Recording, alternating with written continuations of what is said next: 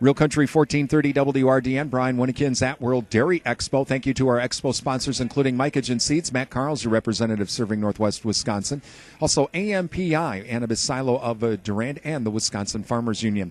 I'm with Lucas Lentsch. He is the Chief Executive Officer for the Midwest Dairy Association, and of course dairy farmers in Minnesota, part of Midwest Dairy, and we're going to talk a little bit about some of the things Midwest Dairy Association is doing. And Lucas, thank you for joining us. Well, while you've been here at World Dairy Expo, what are some of the things you're wanting to tell Midwest dairy farmers, Midwest dairy farmers, what you're doing?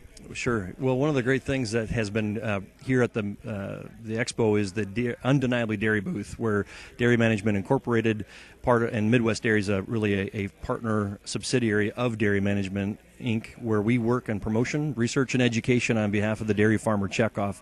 So having the farmers come by and having a great conversation about the robust work that's happening and has been happening for years, especially at a time when markets are tight. We know that the work and the return on that investment is very important. It's very long-term. It's a lot of vision that's out there working with and through partners at a global and national domestic marketplace level, but also regionally. And always, of course, of interest to farmers is what are we doing for the children and to make sure they get a great understanding of the nutrition that dairy and dairy foods brings to their body and as well as their development long-term. Is that one of the biggest opportunities and yet one of the biggest challenges is to reach out to those school-age children and to get dairy products into the lunch line? We've had the studies from USDA where they say, oh, wait, whole milk is a good thing. Maybe we should have more of it. But to get the school districts and all of that to get on board, is that the biggest opportunity yet the biggest challenge? Yeah, it's one of the critical components to long-term success is that if you're a food service director and you're trying to manage a budget, you're looking at all things that are being offered to your children. We just need to make sure that dairy continues to have its space on the my plate, if you will, of nutrition choices, and that takes a very intentional focus. And having an excellent dairy experience for those young children is also a critical part of that.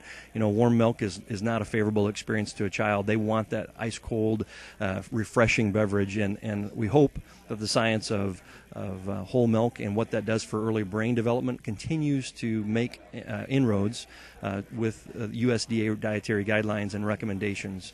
We know that flavored 1% milk, so chocolate 1%, is a whole lot more favorable for a child's experience when they're drinking milk in the school than necessarily a skim product. We know that. And so fat brings flavor. If you've been in and around the dairy industry, you know that's where the good stuff is at. So it's bringing that home for that child's experience.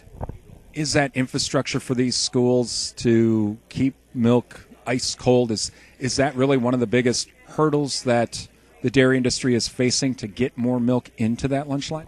It's about fundamentals. It's kind of like that football coach at the beginning of any football season says, gentlemen, this is a football.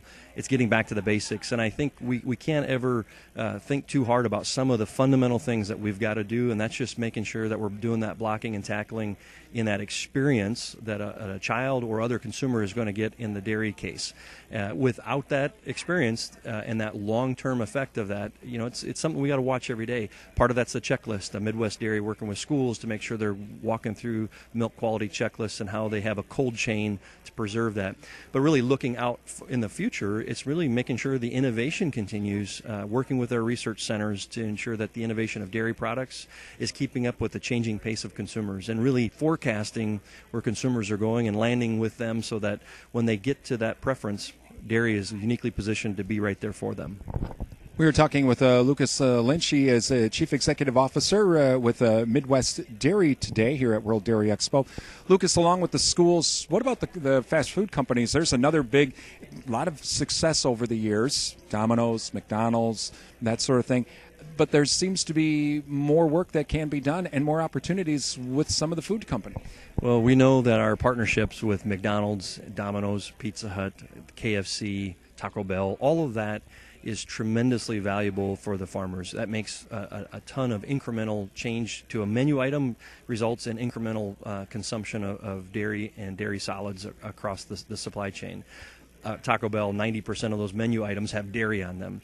And if we're working with the Taco Bell and doing menu development, there's a catalytic effect with all the other Mexican food chains that are behind the scenes. It's understanding that if you work with the right partner, and really that shares the values of our dairy farmer funders, and then we go at that business together and really create a catalytic impact, that drives dairy demand not only domestically but internationally. And we just don't need to look any further than the fact that 95% of the world's consumers live outside of the United States. And so what are we doing to position our partnerships and our relationships in global market access so that we can drive dairy demand? Is that a big hurdle to try and do that, to reach out to those international businesses? Because every country has different rules and regs and this and that.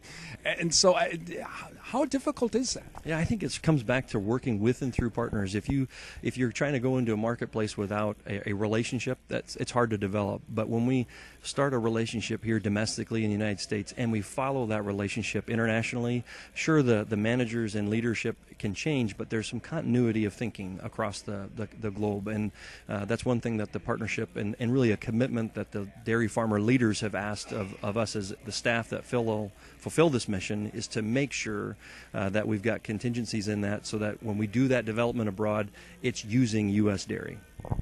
That's Lucas Lentsch. He is a CEO, Chief Executive Officer with Midwest Dairy. We're at World Dairy Expo. I'm Brian Winnikins.